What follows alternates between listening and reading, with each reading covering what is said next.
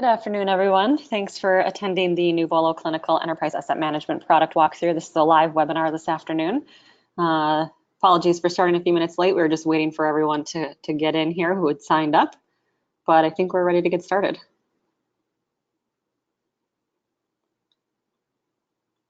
All right, so I'm Megan Gagno. I'm a solutions consultant here at Nuvolo, and I'm your presenter today.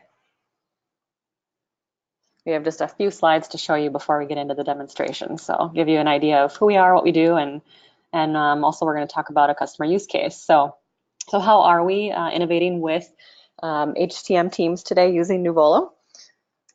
Well, this is a use case customer story about actually two Texas-based hospital systems. We went in there and we had some conversations with them during the discovery process, and we found out that they were using over 30 different applications across all of their lines of business. So as you can imagine, this had created a siloed operating model for them. There was really no end-to-end visibility or accountability into those business processes. Very hard to communicate, lots of inefficiencies across business units, that sort of thing. So by consolidating all of those applications onto the Nuvolo platform, we were able to help them better collaborate across departments, and then of course increase those operational efficiencies. When we're talking about operational efficiency gains, we're also talking about reduced costs. And how do we do that specifically? Increasing operational efficiencies? Well, we have a mobile strategy. And what we mean by this is that we offer a mobile application, and this is primarily from a technician standpoint, processing through work orders. We are not talking about the ability to give technicians, basically the ability to process through work orders at the point of service.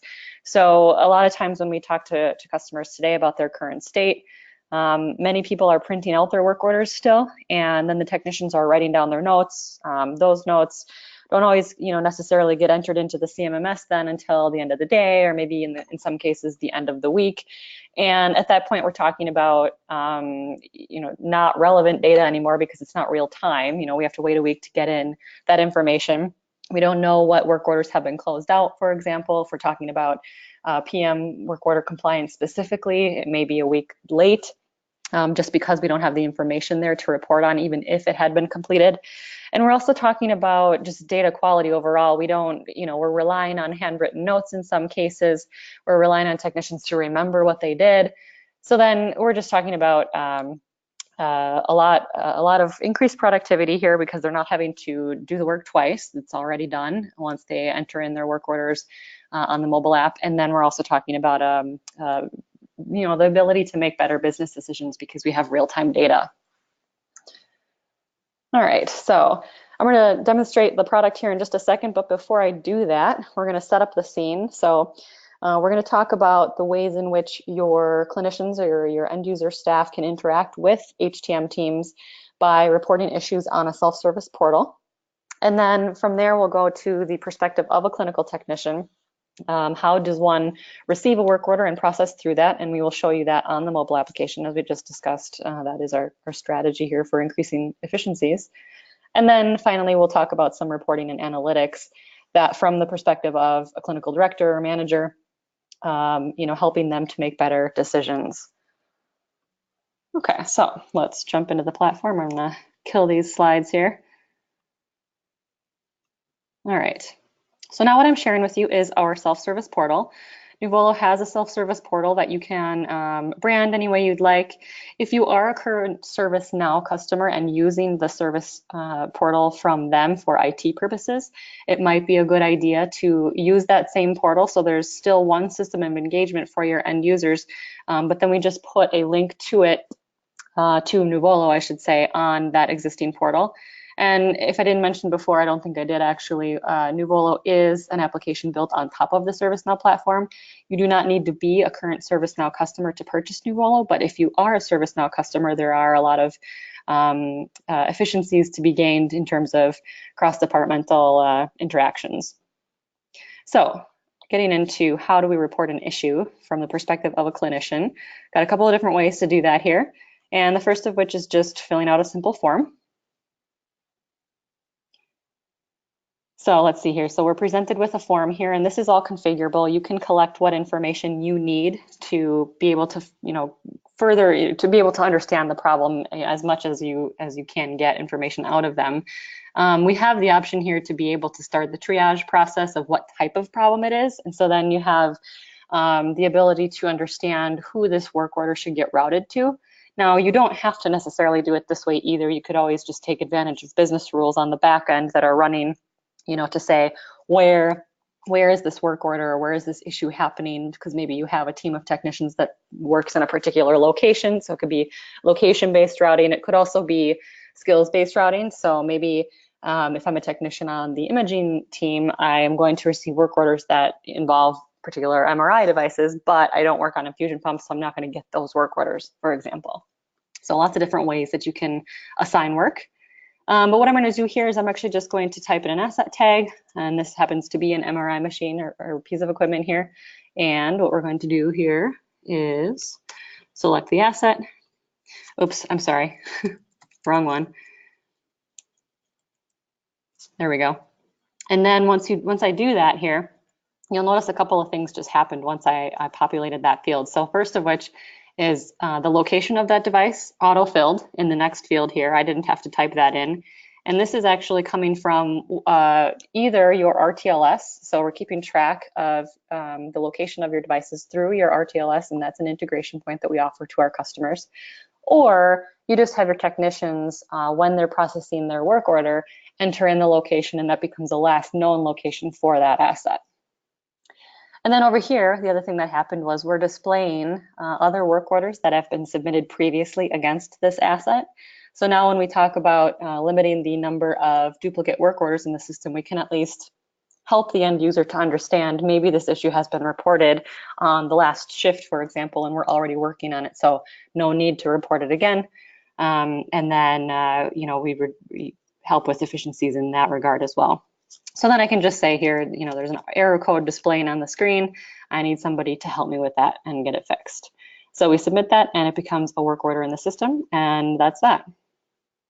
The other way that I mentioned that we can report an issue is against a space. So over here, when I filled out the form and I typed in that asset tag, that work order is being associated to that particular device. Over here, if I wanted to report in a space, I can do that too. So there's, maybe a few different reasons why we'd want to do that. One is maybe there's a couple different asset tags on that piece of equipment and we don't know which one it is and we don't want to take the time to figure it out. Or maybe it's just a space related issue that we want to report that against, and maybe there's like 5 infusion pumps in a particular room. I want to indicate I set my broken infusion pump over in this corner of the room so I can specify the location of that device by clicking in this corner of the room. So basically, you can see here that once I zoomed into this map, this is a floor plan that was pulled in from an AutoCAD drawing. And so we also have that ability to import your floor plans. Most likely your facilities departments are managing that for your hospitals. And then what I can do here is I'm hovering over each one of these rooms. It's an interactive map, so I can click on any one of these spaces, and then I can say there's an issue in this room, and then the technician will see a location tied to that work order and know to go there. So you can see here that that space is identified, auto-filled, and then I can say, broken infusion pump. So that's how you would get another work order into the system, and I would just click submit, and it goes into those auto assignment routing rules.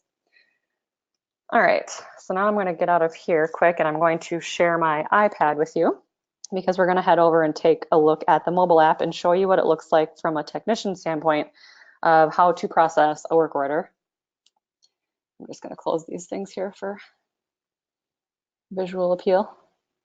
All right. So this is our Nuvolo mobile app, and I'm using my iPad right now. This is an example of a dashboard that was tailored to me as a technician. I'm logged in, and for instance, I can see today's work. I can click on this, and then I am taken to all of those work orders in today's work. These are work orders that were submitted just today. This month's work, my group's work orders. So this is again pointing to the auto assignment capabilities. I'm a technician, part of a certain group of people that works on these certain equipment, that kind of thing. So these are all the work orders following those rules. My group's preventative maintenance work orders. These are your scheduled maintenance work orders that are automatically generated. according to rules that you've set up. And then similarly, the corrective maintenance or the break fix work orders that are coming to you from the self-service portal, most likely in some cases by phone if you do have a call center set up. And then finally, assets. So we can actually, I'll click into that just to show you the functionality of those cards there. So you can click into that, and these are all the assets that we may work on from a day-to-day basis. I can search for a variety of things. I can type in, an asset tag, a model number, that sort of thing. I can also scan a barcode by clicking on this little tool here, or this little icon, I should say. So I scan a barcode and identify the asset that way. This could be your asset tags, for example. And there we go. Then we have the ability to click into that record and display more information about that asset if we needed to. But I'm going to go back because I want to show you what it looks like to open up a work order. And down here on this queue here, as you can see, my work orders, these are work orders that have been assigned to me or my group. And I'm going to click on this error code one that came in. And now we're inside of a work order. These are the details of it. So the first thing you notice off the bat here is that start timer. What I'm doing now is I'm actually starting the clock on this work order so that we're keeping track of how much time I've spent processing through this work order for productivity purposes, and also measuring whether or not we're compliant with our SLAs, if there are any. And then we're also calculating a labor cost. So if I've got a labor rate attached to my user record, and I know, I'm working at this particular location today and my rate for this hospital is this, then we're also calculating a labor cost, a work order itemized cost is how we refer to them. That is being rolled up to the work order, but also to the asset in the work order, so that when we go to report on things like total cost of ownership of our devices, that is a cost that's getting rolled into that. Okay, so then other details about this particular work order. We know what device it is, we know where it's located, we also know who it's assigned to. We also have the ability to display contracts information. So I can see here as a technician that this particular device is actually covered under contract by GE because we get 25% labor and parts. And we've already paid for this contract, so I know I probably shouldn't be working on this. I need to call GE. So there's my contact information and get the vendor out here. And then finally, let's see here. Well, not finally. I'm going to go through the tabs up here in the mobile app. So next thing here is presenting a checklist. So these are your procedures that, no longer do you have to carry around your service manuals. Now we have standardized procedures that can be displayed against your assets in work orders, and you specify what those checklists are. And so that they're always consistent and trackable. So now we're presenting the technician with a very specific list of things to do. These could be for safety and compliance purposes. These could be for onboarding and inspection, your preventative maintenance procedures, all of that stuff. So I just go through and click yes or no, pass or fail. And then, by the way, if any one of these procedures fails, I could actually write a rule in the background to say, generate a corrective maintenance work order to address that particular failure. And then all of these are saved once you submit that checklist. And then that is also auditable later if you needed to ever prove that you did these procedures. Okay, so the next tab over is itemized costs. This is what I was talking about before. You can see my labor entry here because I started that clock. That labor entry will complete once I stop the clock and enter in a cost. Similarly, if I go down here and click that button, I can add other itemized costs. So these would be things like any travel time that you wanted to keep track of and bill or charge back to any particular department.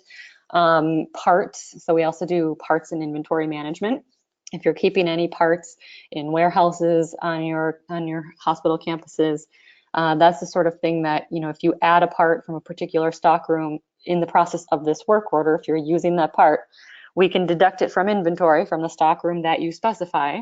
And then if you have any replenished thresholds set against those parts, meaning you define a certain set of or a certain amount of parts that you always want to have on hand in each warehouse, if we dip below that threshold, then we can actually automatically create a purchase order request and send it over to your ERP to get more parts in. So then we're always making sure that we have the right parts on hand to complete work orders. And that's particularly relevant when we're talking about our PMs, because if we know that we have a PM coming up and we know that these parts are going to be required to complete that PM, we better have that inventory on hand, or else now we're just waiting around. We may risk not even being able to complete that PM on time simply because we're waiting for parts. So the other tab here is the ability to submit attachments. So right now I can see you have a button for your camera. You can open up your device camera, take a picture of the piece of equipment or the room or anything that's going to be helpful to attach to this work order. And then also the ability to collect a signature. So if you ever needed signatures to sign off on something, for example, that is also a functionality here, and that is an attachment that gets saved to the work order.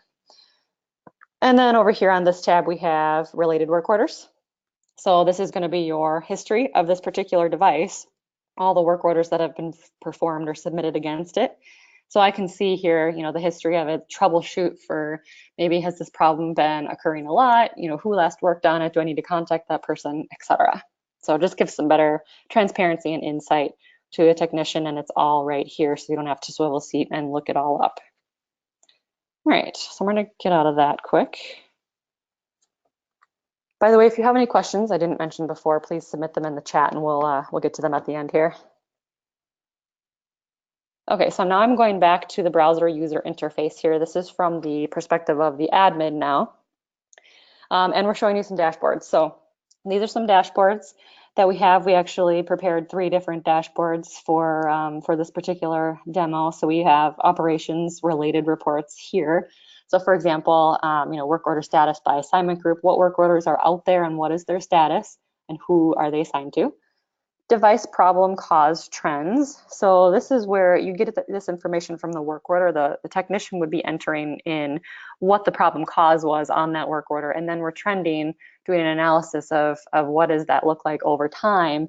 And then we can actually take a look at, well, was it really a device failure or was it improper use? Because if it was improper use, then maybe we'll want to think about implementing some sort of an educational program or materials or something to limit that from happening again, right? Okay, so mean time between failure, that is an automatically calculated field, and then we can report that against asset type. Total downtime by asset tag. Overdue PMs, so this would be important. This is actually parsing it out by assigned technician. And by the way, all of these are clickable, so I can drill into each one of these things and see exactly which work orders are overdue so that we can get those addressed. So these are each work order, and I can drill into each one of those as well. But I'm going to go back.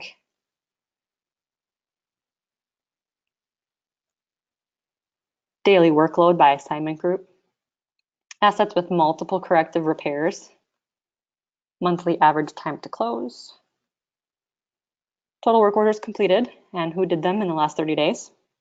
Yearly estimated PM hours. So now this is something that on the PM scheduler, we can actually identify an estimated effort of those particular PM types of work orders so that we can help for resourcing, making sure that we have the right staff on hand, in the right time frame, in the right month that these are going to be due so that we can complete them on time. And by the way, this is also an interactive chart. So if you build your reports to have this capability where you do want to allow right on the dashboard changing different parameters, you can do that. PM status by technician department, total work orders by facility. So I don't need to keep reading off all of these, you guys get the idea. I'm going to go switch over here to the financial tab of this dashboard. And the first one that you'll see is contracts. So these are your service contracts. This is the same kind of information that you saw in the mobile app of being able to display that an asset is under contract. But now from a management perspective, we're looking at, okay, are we actually getting value out of that contract? So we have a list of, we've got 3 contracts with these organizations. What's the description of them? What did we pay for these contracts up front? And what is our realized contract value to date? So the realized value is actually coming from those work order itemized costs. So if I know I have a third-party vendor working on a work order that is covered under contract, those work order itemized costs that are associated with that work order are also going to be tied to this contract, roll up to it, so that we can then calculate a % ROI. And the idea here is that because we're also displaying an end date, we know that when we're nearing the end date of this contract, or maybe in this case a renewal date, we want to actually see this bar all the way up in the green at or above 100%. So we know that we got the full value out of this contract that we expected to. Then if we don't, then, there's options to take. We could also, try to think about renegotiating the price or not renewing and going with someone else altogether. So just helps to inform decisions like that. This chart here is displaying all of your assets, and on a monthly basis, we're talking about when are they going to be at end of life. This is a projection of that, and it's based on total cost of ownership of those devices. Highest cost of service ratio by asset, cost of service ratio by asset type, so just slightly different parameters there. Acquisition cost of equipment, and then this is another one of those where you can actually, display which is which here by changing the parameters right on the dashboard. Active equipment by manufacturer, model, owning department. Let's see here, vendor sources for repair parts, and then we're also talking about total spend on parts. And then finally, your compliance dashboard. So this is going to be helpful to managers, particularly in your environment of care meetings. So, what kind of work orders were equipment damage, abuse, a result of that, I should say. What work orders were related to any patient injury or harm. And let's see here. We've got equipment retired by quarter, equipment installed. What are our equipment on an alternative equipment maintenance schedule? And then your PMs. So we've got PMs due this month by state. So let's see here. So what we would want to see by the end of the month is kind of a fill the bucket approach. We want to see all these open work orders turn to, well, it's not showing here, but whatever your closed complete status is. We probably don't have any closed complete work orders in the system at the moment because it's the beginning of the month. And so we want to see then this blue actually change to the color you're identifying as your closed complete. And we want to fill the bucket. We want to make sure that by the end of the month, all of those are in that status. And then we can, deduce from there what of those work orders that were due this month, what were actually completed on time. And similarly, just a projection over the last 12 months then of what does that look like. All right, I'm going to check to see if there are any questions that came in, but that really concludes our webinar for today. If you have any questions, feel free to submit them. Otherwise, if not, have a great day and thanks for joining.